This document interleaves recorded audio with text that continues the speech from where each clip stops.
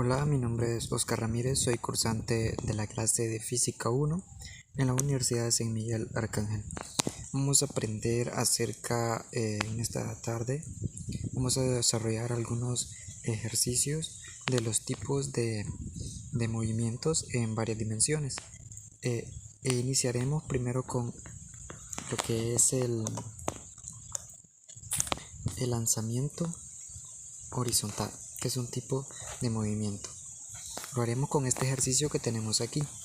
¿A qué altura debe situar un cañón capaz de lanzar proyectiles a una velocidad inicial de 230 km por hora en el eje horizontal? Si quieres que caigan a una distancia de 250 metros de la vertical en la que se produce el lanzamiento. A continuación lo vamos a explicar. Vemos aquí el ejercicio. Ya lo hemos leído. ¿Cuáles son los datos? Tenemos lo que es la velocidad inicial. Dice que es en el eje X. ¿De cuánto es esa velocidad?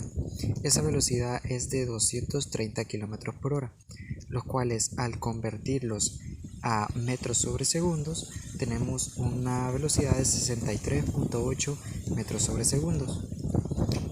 También tenemos otro dato más, que es la distancia. La distancia a la vertical del lanzamiento, que es 250 metros. ¿Qué es lo que nosotros queremos calcular según el ejercicio? Dice que la altura en la cual debemos de situar el cañón. Eso es lo que nosotros queremos saber. Sabemos que el valor de la aceleración de la gravedad es de 9.8 metros sobre segundo cuadrado. Entonces, seguidamente vamos a aplicar la siguiente fórmula que tenemos aquí. Vamos a aplicar la velocidad final. Lo que vamos a hacer es, para encontrar primeramente el tiempo, vamos a dividir lo que es la distancia entre la velocidad, o sea, de 250 metros entre las 63.8 metros sobre segundos. Esto nos da un tiempo de 3.91 segundos al dividirlo. Ahora hay que encontrar lo que es la altura y lo hacemos con esta fórmula también. Más que todo vamos a dividir un medio por los 9.8 que vale la gravedad por los 3.91 al cuadrado que nos dio de qué significa los segundos. Esto nos da una distancia de 75.31 metros, que es la distancia en la cual debemos de colocar el cañón para poder hacer el disparo, y esta es la resolución del ejercicio. Bien, ahora seguimos con el siguiente tipo de movimiento, y es el movimiento parabólico. Vamos a calcular en el tiempo de vuelo, la velocidad inicial, la altura máxima en movimiento parabólico. Vamos a desarrollar este primer ejercicio. Dice, un jugador de lanzamiento de peso de 1.95 metros de altura consigue lanzar un cuerpo a 25 metros de distancia, sabiendo que la trayectoria se inicia con una elevación de 40 grados. ¿Qué vamos a calcular? El tiempo de vuelo del peso. 2. La velocidad inicial del peso. 3. La altura máxima del movimiento. ¿Cuáles son los datos que obtenemos del ejercicio? Primero, la altura inicial del lanzamiento, que la representamos con y sub o, que esto es igual a altura, que va a ser igual a 1.95 metros.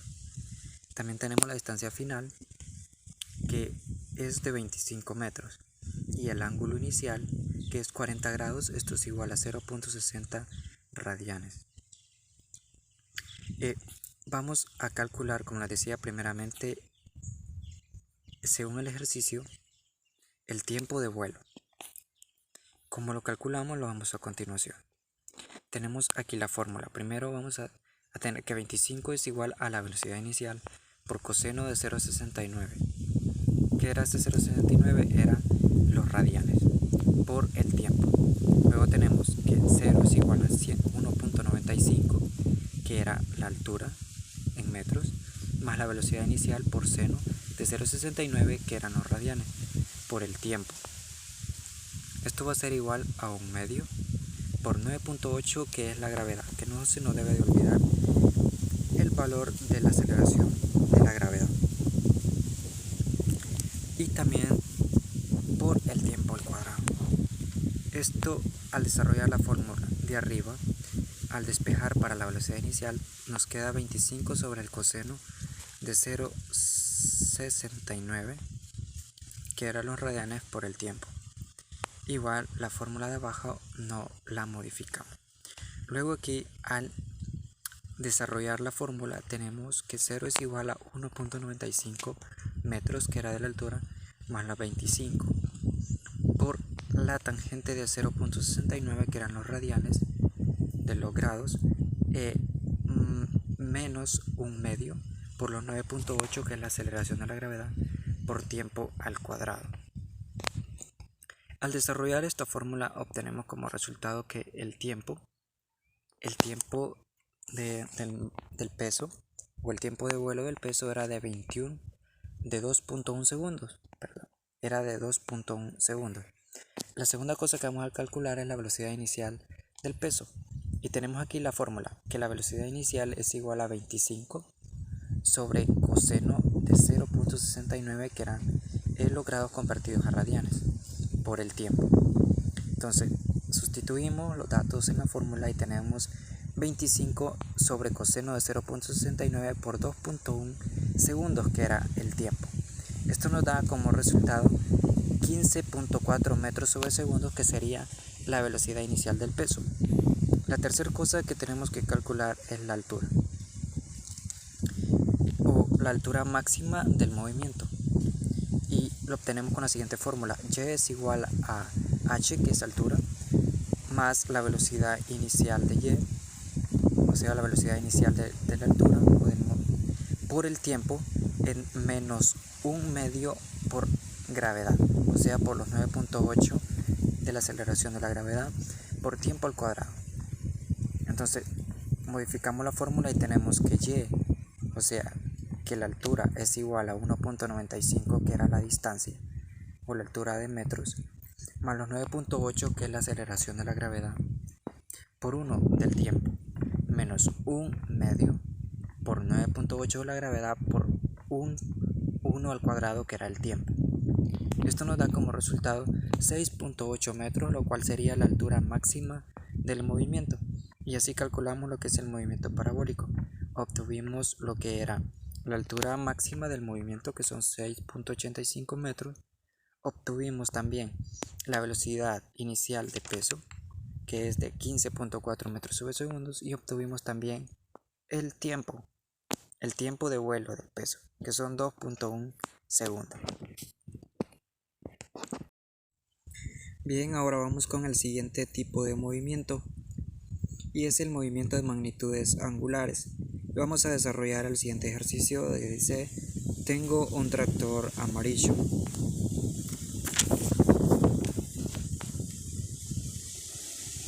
Dice: un agricultor tiene un tractor amarillo cuyas ruedas delanteras tienen un radio de 40 centímetros y las ruedas traseras de 1.20 metros.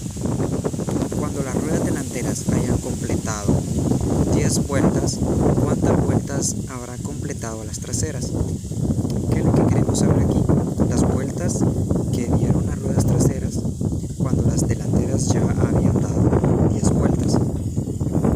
¿Cuáles son los datos? Tenemos el radio de las ruedas delanteras, que es de 40 centímetros, que al convertirlos a metros da 0.4 metros. Tenemos el radio de las ruedas traseras, que es 1.2 metros. Y tenemos la posición angular de las ruedas delanteras, que es de 10 vueltas. Y vamos a encontrar la posición angular de las ruedas traseras, y es lo que queremos saber. Tenemos la siguiente fórmula para poder encontrar lo que es la posición angular de las ruedas traseras. Tenemos que el radio, o la distancia, o el tamaño de las ruedas delanteras va a ser igual a este de las ruedas traseras, que es decir, el tamaño de las ruedas traseras igual a la posición angular de las ruedas delanteras por el radio de las ruedas delanteras. igual a la posición angular de las ruedas traseras por el radio de las ruedas traseras. En la siguiente fórmula, si las ruedas delanteras han girado completamente 10 veces, la posición angular de esta rueda será 10 veces el ángulo completo de una circunferencia. A lo mismo, 10 veces 2pi. Entonces, la posición angular de las ruedas delanteras es igual a 10 vueltas. Esto lo multiplicamos por 2pi radianes por vuelta. Entonces, tachamos los dos datos semejantes, que sería vuelta y vuelta. Nos quedaría la multiplicación de 10 por 2pi radiana, que se daría de la posición angular. Nos vendría dando una posición angular de las ruedas delanteras de 20pi radianes. Esa es la posición angular de las ruedas delanteras. Pero nosotros queremos encontrar la posición angular primeramente de las ruedas traseras. Entonces, la posición angular de las ruedas delanteras la vamos a multiplicar por el radio de las ruedas delanteras. Esto nos va a dar igual a la posición angular de las ruedas traseras por el radio de las ruedas traseras. Entonces, la posición angular de las ruedas traseras va a ser igual a la posición angular de las ruedas delanteras por el radio de las ruedas delanteras entre el radio de las ruedas traseras. Sustituimos en la fórmula y tenemos que la posición angular de las ruedas traseras va a ser igual a 20pi radianes, que era la posición de las ruedas delanteras. Esto lo multiplicamos por 0.4, que era el radio de las ruedas delanteras. Esto lo dividimos entre el radio de las ruedas traseras, que era 1.2 metros. Al realizar el cálculo respectivo nos va a dar que la posición angular de las ruedas traseras era de 6.67 pi radianes. Si cada vuelta son 2 pi radianes, entonces ¿cuánto recorrió la rueda trasera? Lo calculamos con la siguiente fórmula. Dividimos la posición angular de las ruedas traseras entre los 2 pi radianes, que equivale a cada vuelta, a la posición angular de cada vuelta. Entonces dividimos 6.67 pi entre 2 pi. Esto nos va a dar que el número de vueltas de las ruedas traseras fueron 3.33 vueltas. Entonces, en lo que las ruedas delanteras dieron 10 vueltas, las ruedas traseras dieron 3.33 vueltas. El siguiente tipo de movimiento a analizar es el movimiento circular uniforme, o MCU. Vamos a analizar un ejercicio de vector de posición en movimiento circular uniforme.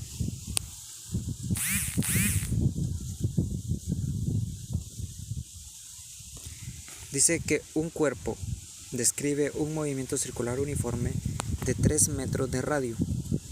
¿Qué queremos saber? ¿Cuál es el vector de posición cuando su posición angular es de 30 grados? ¿Cuáles son los datos? Tenemos el radio de la circunferencia, que es de 3 metros, y tenemos la posición angular, que es de 30 grados, o un sexto de pi radianes, que sería también la posición angular ya convertida.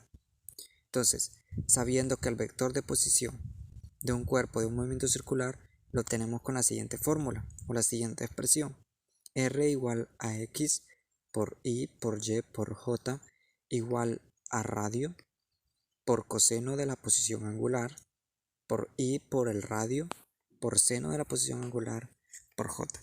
Entonces, basta con sustituir en esta ecuación los datos que conocemos. Tenemos que R es igual a 3, que es el radio de la circunferencia, por coseno de la posición angular, que sería un sexto por pi. Esto lo multiplicamos por I, más 3, que sería el radio, por el seno de la posición angular, que era un sexto de pi radianes, por J. Al desarrollar esta ecuación tenemos que el radio es de 2.6. Esto lo multiplicamos por I, más 1.5 también que nos desarrolló de la ecuación. Entonces, lo que queríamos encontrar era cuál era su vector de posición con respecto a una posición angular de 30 grados. Entonces obtuvimos que la posición es de 2.6 por I más 1.5 por J. Esta sería la posición angular o la posición del vector angular del círculo.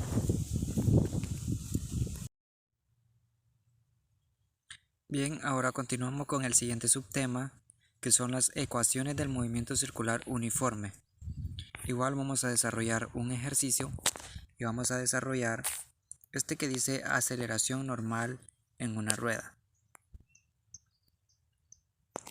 Dice, un disco circular de 1 metro de radio gira a velocidad angular constante de tal forma que tarda en dar una vuelta 1.2 segundos. ¿Cuál es la aceleración normal o centrípeta en los puntos externos de su periferia? Entonces, ¿qué es lo que queremos encontrar? La aceleración normal. ¿Qué datos tenemos? El radio, que es 1 metro, y el tiempo, que son 1.2 segundos. Entonces, si se tarda 1.2 segundos en dar una vuelta completa, el disco gira con un periodo de tiempo de 1.2 segundos. A partir de este tiempo podemos calcular la velocidad angular que experimenta el disco. ¿Cómo calculamos la velocidad angular? La siguiente fórmula, 2pi entre el tiempo. Entonces, la velocidad angular, ya sustituyendo los datos, sería igual a 2pi entre 1.2 segundos, que es del tiempo. Esto nos daría igual a una velocidad angular de 1.67 pi radianes sobre segundos. Teniendo en cuenta que ya tenemos la velocidad angular, ahora podemos calcular la aceleración normal o centrípeta. Podemos calcularla con la siguiente fórmula. Aceleración normal es igual a velocidad al cuadrado sobre el radio. Esto es igual a velocidad angular al cuadrado por radio. Entonces, la aceleración normal va a ser igual a 1.67 pi al cuadrado, que era la velocidad angular, por 1, que era el radio. Esto nos va a dar una aceleración normal de 27.52 metros sobre segundos cuadrados. Esta sería la aceleración normal o centrípeta de la rueda, 27.52 metros sobre segundos.